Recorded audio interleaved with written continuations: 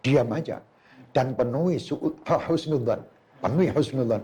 Anggap bahwa itu urusan guru dengan Allah, bukan urusan saya. Saya murid sama guru, apa yang diajarkan sama guru saya pakai.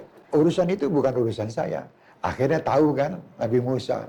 Sampai ulama-ulama mengatakan seandainya Nabi Musa itu sabar dengan Khidir, akan terbongkar rahasia ilmu yang luar biasa. Tapi karena tidak sabar, qala innaka lan tastati'a ma'iya sabra, fa kaifa tasbiru ala ma lam tuhid bihi khubra. Bagaimana saya akan bisa sabar dengan sesuatu yang saya tidak tahu? Nah gitu loh. Makanya kalau kamu tidak tahu sama guru tadi apa yang disampaikan mungkin membuat ragu-ragu, lebih baik diam. Diam, jangan menyalahkan guru. Kalau sudah sedikit menyalahkan guru, lepas antara murid dengan guru itu. Pasti. Karena sudah tidak ada husnudzan, sudah mulai. Dan guru yang baik, dia harus tahu murid-muridnya juga.